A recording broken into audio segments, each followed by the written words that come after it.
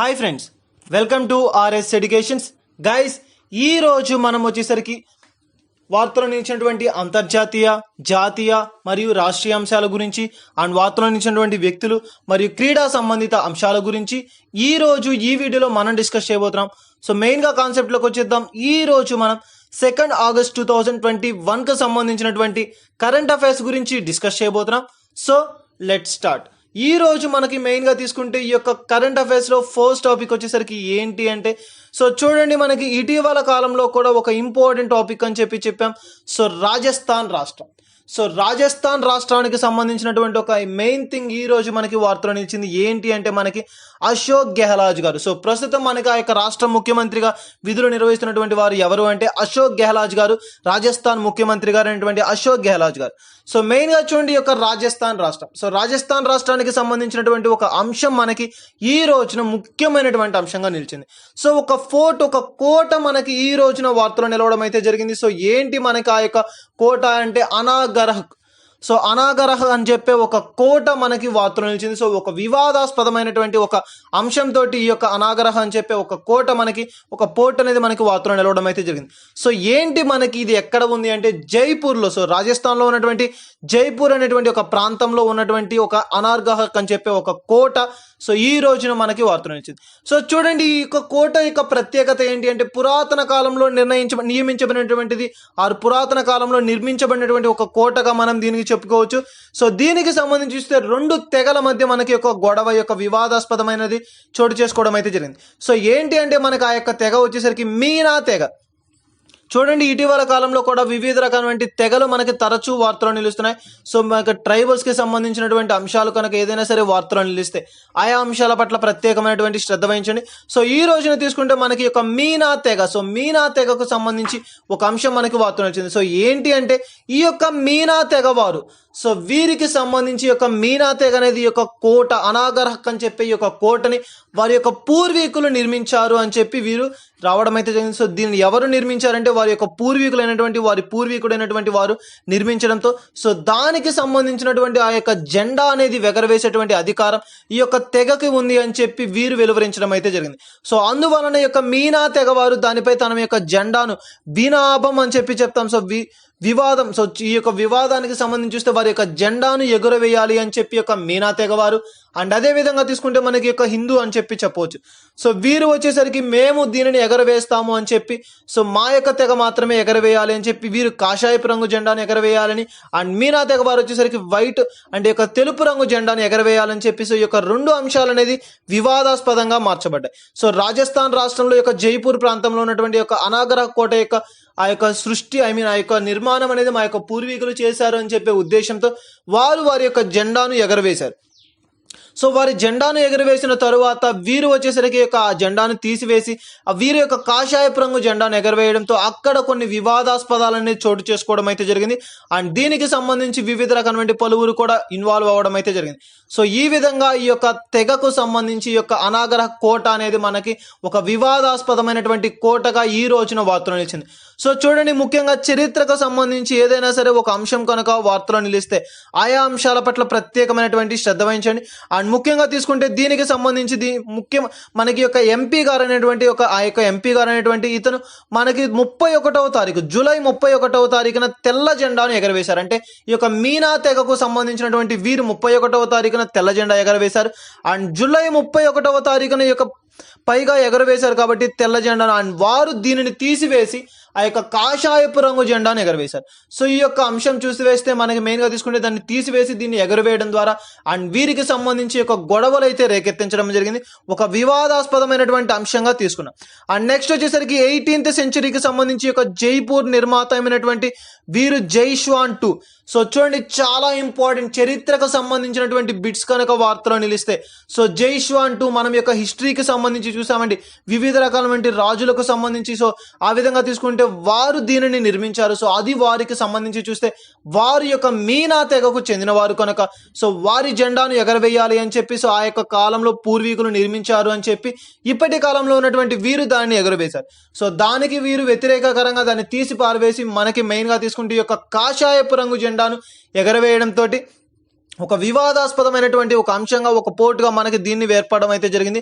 ముఖ్యంగా చూడండి మనకి ఈ యొక్క అంశానికి సంబంధించి తరచూ కనుక ఏదైనా సరే ఒక అంశం వార్తలో నిలిస్తే వివాదాలకు సంబంధించి ఇటీవల కాలంలో కూడా వివిధ రకాలైనటువంటి రాష్ట్రాలు మనకి వార్తలో నిలుస్తున్నాయి. అలా వివాదాస్పదమైనటువంటి అంశాలు కనుక ఏదైనా వార్తలో నిలిస్తే ఆయా అంశాల పట్ల ప్రత్యేకమైనటువంటి శ్రద్ధ వహించండి. సో ఇది మనకి ఈ రోజు వార్తలో నిలిచిన ఒక important topic and first topic అని చెప్పవచ్చు.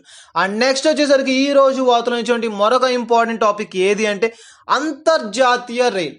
సో ఒక అంతర్జాతీయ రైలు అనేది మనకి ఈ రోజున వార్తలో నిలిచింది. సో చూడండి ఈ యొక్క అంతర్జాతీయ రైలు అంటే ఏంటి, ఎక్కడ నుంచి ఈ యొక్క రైలు మార్గం అనేది వేయబడింది అంటే, సో చూడండి మనకి వెస్ట్ బెంగాల్ నుంచి బంగ్లాదేశ్కు, సో మన యొక్క వెస్ట్ బెంగాల్ నుంచి బంగ్లాదేశ్కు ఈ యొక్క రైలు మార్గాన్ని, అంతర్జాతీయ రైలు మార్గాన్ని ఏర్పాటు చేస్తూ ఈ రోజు మనకి యొక్క అంశం వార్తలో నిలిచింది. చూడండి ఎక్కడి నుంచి మన ఇండియాలో ఉన్నటువంటి హల్దాహరి, సో హల్దీహరి అని చెప్పే వెస్ట్ బెంగాల్ ప్రాంతంలో ఉన్నటువంటి ఒక ప్రాంతం నుంచి ఈ యొక్క రైలు మార్గాన్ని మనకి మెయిన్గా తీసుకుంటే బంగ్లాదేశ్కు తరలించడం అయితే జరిగింది. సో ముఖ్యంగా చూడండి వీరికి సంబంధించి సో ఈ యొక్క రెండు మార్గాలను కలుపుతూ ఒక రైలు మార్గం అనేది ఏర్పాటు చేయబడింది. సో ఇది ఒక ప్రత్యేకమైనటువంటి రైలు మార్గంగా ఒక ప్రత్యేకతను సంతరించుకుందాం అయితే జరిగింది. సో నూతనమైనటువంటి ఒక రైలు అని చెప్పవచ్చు. సో ఈ యొక్క ముఖ్యమైనటువంటి అంశంతో ఈ రోజున మనకి యొక్క అంతర్జాతీయ రైలు అని చెప్పే ఒక అంశంతో ఈ యొక్క రైలు అనేది వార్తలు నిలిచింది. చూడండి మనకి ఈ యొక్క అంతర్జాతీయ రైలు అనేది మనకి ఎప్పుడు ఏర్పాటు చేశారు అని చెప్పి ఒక క్వశ్చన్ అనేది రావడం జరుగుతుంది. సో ఎప్పుడు అంటే ఆగస్టు 2 మనకి యొక్క అంతర్జాతీయ రైలుని ప్రారంభించారు. సో ఏ ప్రాంతాల మధ్య అంటే భారతదేశంలో ఉన్నటువంటి వెస్ట్ బెంగాల్ ప్రాంతంలో ఉన్నటువంటి హల్దాహరి అని చెప్పే ఒక ప్రాంతం నుంచి బంగ్లాదేశ్కి యొక్క రైలు మార్గాన్ని ఏర్పాటు చేశారు. ఒక ప్రత్యేకమైనటువంటి రైలు అని చెప్పవచ్చు. సో దీనినే మనం అంతర్జాతీయ రైలు అని చెప్పే ఒక అంశంతో ఈ యొక్క అంశం అనేది నిలవడం అయితే జరిగింది. అండ్ నెక్స్ట్ వచ్చేసరికి మరొక అంశం ఏది, మరొక ఇంపార్టెంట్ టాపిక్ ఏది అంటే లక్షద్వీప్. సో లక్షద్వీపులకు సంబంధించి ఒక అంశం మనకి వార్తలు వచ్చింది. సో ఇటీవల కాలంలో చూడండి ఈ యొక్క లక్షద్వీపులకు సంబంధించి తరచూ ఏదో ఒక అంశం వార్తలు నిలుస్తుంది. లాస్ట్ 20 days బ్యాక్ కూడా మనం ఒక లక్షద్వీపులకు సంబంధించినటువంటి అంశం చూసాం. అండ్ అదే విధంగా తీసుకుంటే బిఫోర్ 1 month బ్యాక్ కూడా మనం ఒక లక్షద్వీపులకు సంబంధించి ఒక పరిరక్షణ చట్టం అండ్ వాటికి సంబంధించి ఒక కొత్త ప్రాజెక్ట్ ని క్రియేట్ చేస్తున్నారు, ఒక నూతనమైనటువంటి ఆవిష్కరణ అని చెప్పి ఒక అంశంతో మనం వార్తలు నిలుస్తుంది చూసాం. సో చూడండి గాయస్, ఏదైనా సరే ఒక అంశం కనుక తరచూ వార్తలు నిలుస్తుందంటే ఆ అంశాల పట్ల ప్రత్యేకమైనటువంటి శ్రద్ధ వహించండి. ముఖ్యంగా పోటీ పరీక్షలకు ప్రిపేర్ అవుతున్నటువంటి అభ్యర్థులు ఎవరైతే ఉన్నారో వారు ఈ యొక్క అంశాల పట్ల ఎక్కువ శ్రద్ధ వహించండి. ముఖ్యంగా చూస్తే మనకి ఒక కరెంట్ అఫైర్స్ కి సంబంధించి ఏ విధంగా ప్రిపేర్ అవ్వాలి అండ్ ఎలా ప్రిపేర్ అవ్వాలి, దీనిపైన టోటల్ అనాలిసిస్ అనేది మనకి ఇస్తూ త్వరలోనే ఒక లైవ్ క్లాస్ అనేది మీ కొరకు కండక్ట్ చేయడం అనేది జరుగుతుంది. సో ఇకపైన ఈ యొక్క కరెంట్ అఫైర్స్ కి సంబంధించి లైవ్ క్లాసెస్ కూడా త్వరలోనే మన ఛానల్లో అప్లోడ్ చేయడం అనేది జరుగుతుంది. So let will move on to the concept. So concept లోకి వచ్చేస్తే ఏంటి అంటే లక్షద్వీప్.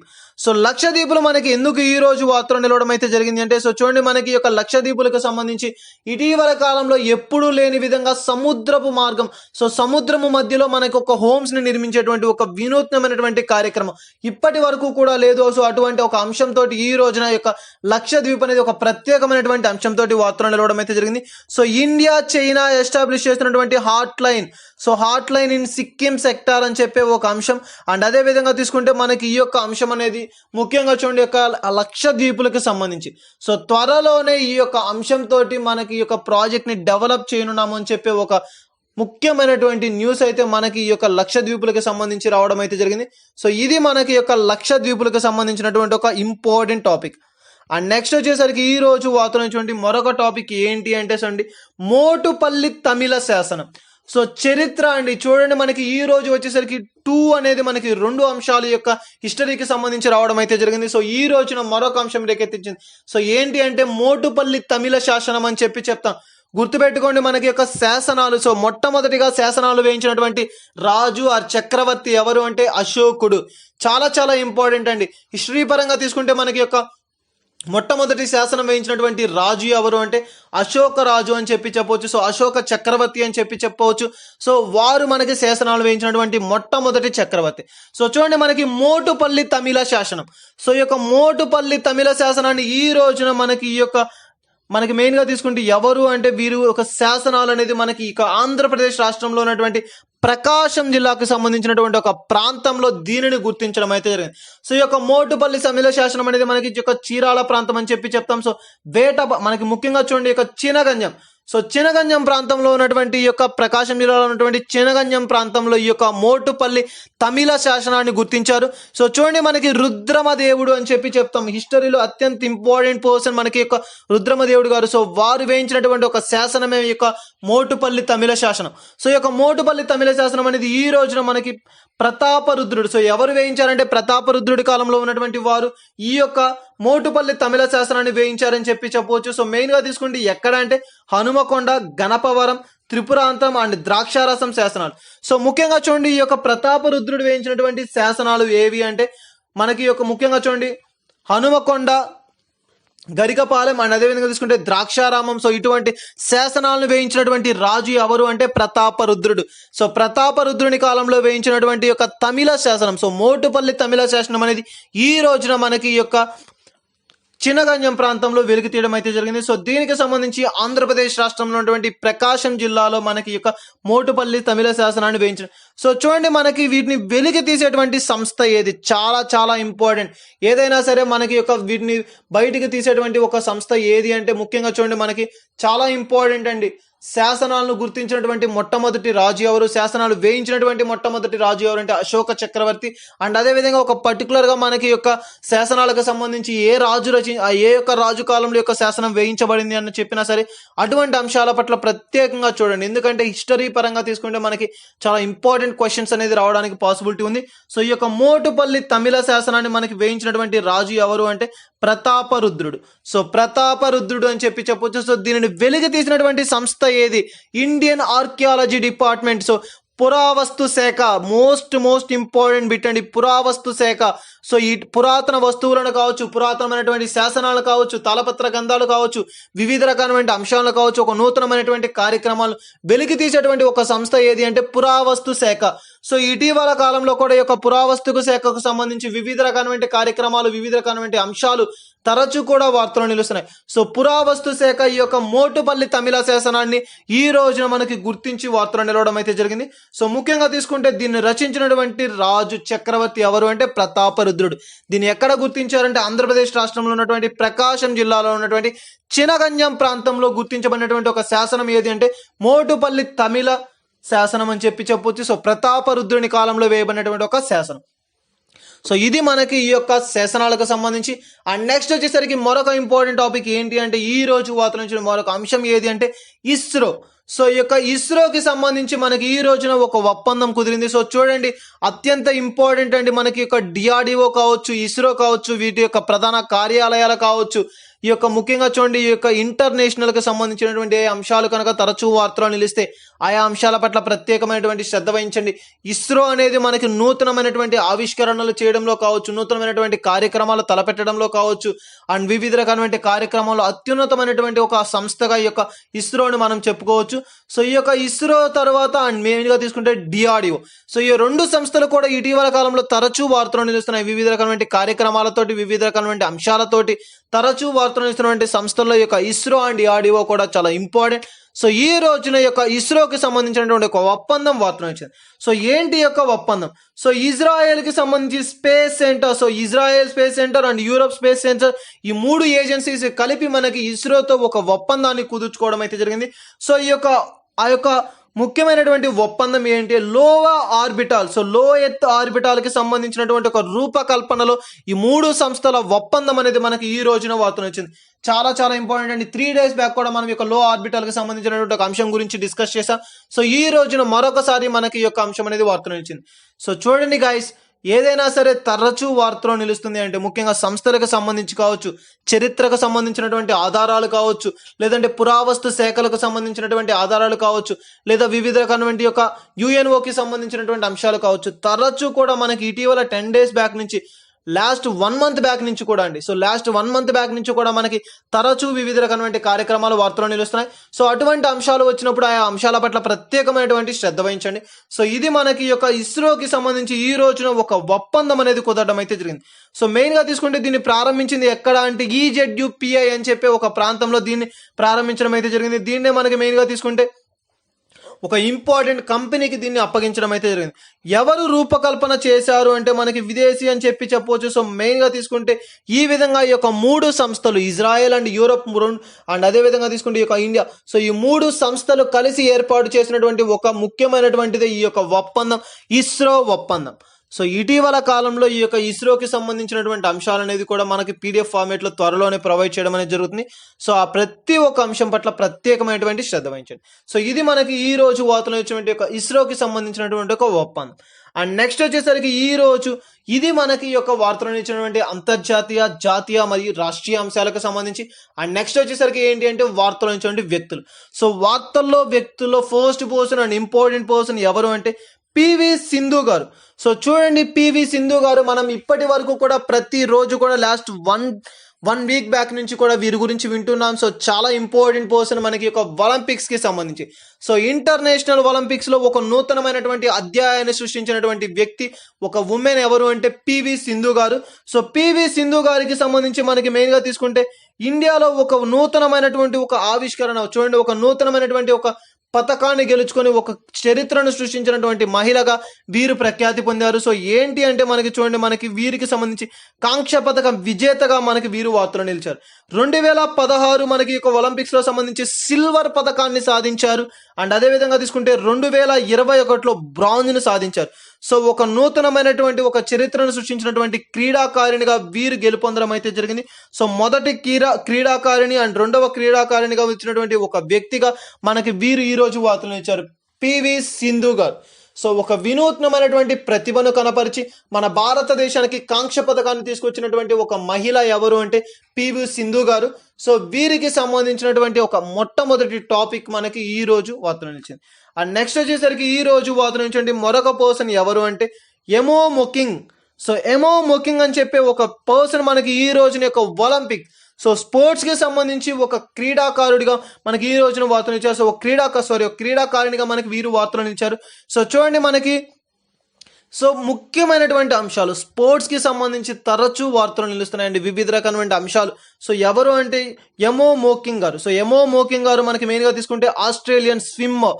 ఒలింపిక్స్ లో 7 పథకాలను, సో 7 ఒలింపిక్స్ పథకాలు ఒక క్రీడాకారుని గెలుచుకున్నారని చెప్పొచ్చు. సో 7 మెడల్స్ కూడా సాధించారు. సో మనకి మెయిన్ గా తీసుకుంటే ఎవరు అంటే ఆస్ట్రేలియన్ స్విమ్మర్ ఒలింపిక్స్ అని చెప్పొచ్చు. సో ఆస్ట్రేలియన్ స్విమ్మర్ ఒలింపిక్స్ ఎమో మోకింగ్ గారు. సో వీరు మనకి 7 ఒలింపిక్స్ పథకాలను అండ్ అదేవిధంగా 7 మెడల్స్ ను సాధించారు అని చెప్పొచ్చు. సో చూడండి, మనకి స్పోర్ట్స్ కి సంబంధించి ఒక ఒలింపిక్స్ అనేది చాలా చాలా ఇంపార్టెంట్ అండి.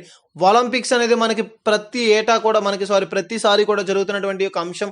అండ్ ఈ యొక్క స్పోర్ట్స్ లో ఎవరైతే విజేతలుగా నిలుస్తారో వారు ఆ యొక్క దేశానికి ఒక వినూత్నమైనటువంటి ఒక గొప్ప గౌరవాన్ని సంపాదించి పెడతారని చెప్పొచ్చు. సో అటువంటి విధంగా తీసుకుంటే ఈ రోజున పివి సింధు గారు కాంక్ష పథక విజేతగా, అండ్ అదే విధంగా తీసుకుంటే ఎమోమి మొకింగ్ గారు. సో వీరందరూ కూడా మనకి మెయిన్ గా తీసుకుంటే ఒక ఒలింపిక్స్ లో ఒక నూతనమైనటువంటి చరిత్రను సృష్టించినటువంటి పర్సన్స్ గా వీరు వార్తలు నిలవడం అయితే జరిగింది. సో ఇది మనకి యొక్క సెకండ్ పర్సన్ కి సంబంధించి ఎమో మొకింగ్ గారికి సంబంధించి.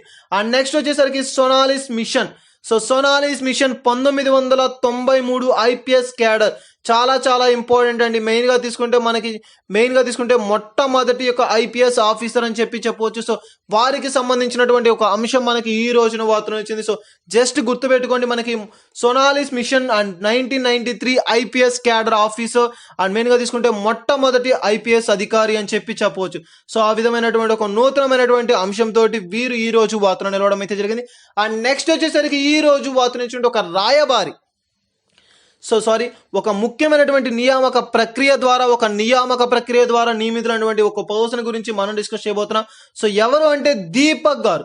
సో దీపక్ డిప్సర్ గారు మనకి 1935వ సంవత్సరం సిఏఎస్ అధికారి అని చెప్తాం. So central governance of accounts, so చాలా ఇంపార్టెంట్ అండి, మనకి సెంట్రల్ జనరల్ ఆఫ్ అకౌంట్స్ గా నియమితులయ్యారు అని చెప్పొచ్చు. సో మెయిన్ గా తీసుకుంటే వీరికి సంబంధించి ఈ రోజున ఒక నూతనమైనటువంటి అంశంతో, ఒక నూతనమైనటువంటి నియామక ప్రక్రియతోటి వీరు వార్తలు నిలవడం అయితే జరిగింది. సో దీపక్ డిప్స్ గారు, సో వీరికి సంబంధించి చూస్తే మనకి సిఏఎస్ అధికారిగా నియమితులై నియామక ప్రక్రియ ద్వారా వీరు వార్తలు నిలవడం అయితే జరిగింది.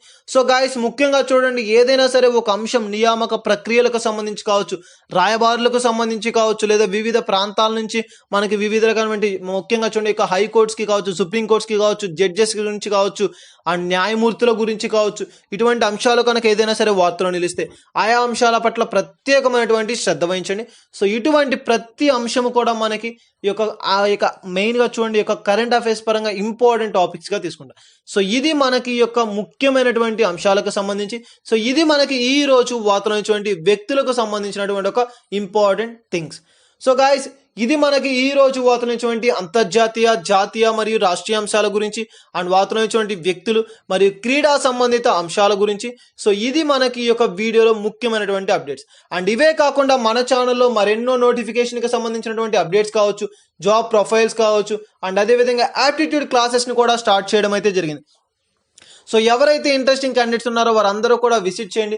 అండ్ మెయిన్గా తీసుకుంటే మనకి త్వరలోనే ఒక జాబ్ ప్రొఫైల్స్కి సంబంధించి ఎవ్రీథింగ్ కూడా మన ఛానల్లో ఒక క్లియర్ కట్ డీటెయిల్డ్ ఇన్ఫర్మేషన్ అయితే ప్రొవైడ్ చేయడం అయితే జరిగింది. అండ్ వన్ మోర్ థింగ్, ఇప్పటి వరకు కూడా కొన్ని ఇష్యూస్ వల్ల అప్పుడప్పుడు కరెంట్ అఫైర్స్ అనేది మిస్ అవ్వడం అయితే జరిగింది. సో ఇకపైన ప్రతి డే కూడా, ఈవెన్ ఎవ్రీ టైం కూడా మనకి చూడండి, సో ఎగ్జాక్ట్లీ మనకి 10 o'clockకి మనకి ఈ యొక్క కరెంట్ అఫైర్స్ అనేది అప్లోడ్ చేయడం అనేది జరుగుతుంది. ఎవ్రీడే కూడా మనకి కరెంట్ అఫైర్స్ అనేది కావచ్చు, ప్రతి ఒక్క అప్డేట్ అనేది కావచ్చు, ఏదైనా సరే ఒక నోటిఫికేషన్కి సంబంధించి కావచ్చు, లేదంటే ఒక జాబ్ ప్రొఫైల్స్కి సంబంధించి కావచ్చు, అండ్ అదేవిధంగా యాప్టిట్యూడ్ క్లాసెస్కి సంబంధించి కావచ్చు, ఎవ్రీథింగ్ ప్రతిదీ కూడా ఈ కాంపిటేటివ్ పరంగా ఏదైతే అవసరమో జనరల్ పాయింట్ ఆఫ్ వ్యూలో కావచ్చు and general knowledge, so everything మన ఛానల్లో ప్రొవైడ్ చేయడం అనేది జరుగుతుంది. అండ్ మెయిన్గా తీసుకుంటే డైలీ కరెంట్ అఫైర్స్ కావచ్చు, న్యూస్ పేపర్ అప్డేట్స్ కావచ్చు, మా యొక్క నోటిఫికేషన్ అప్డేట్స్ కావచ్చు, ఇలా ప్రతి ఒక్క అప్డేట్ని కానీ, మా యొక్క ప్రతి ఒక్క డీటెయిల్డ్ ఇన్ఫర్మేషన్ కానీ మీరు కనుక పొందాలి అనుకున్న, మా యొక్క లైవ్ క్లాసెస్ మీకు కనుక రావాలి అనుకుంటే సబ్స్క్రైబ్ చేసుకోండి. మా యొక్క ప్రతి వీడియోని, మా యొక్క ప్రతి అప్డేట్ని మీరు పొందడం అనేది జరుగుతుంది. Thank you.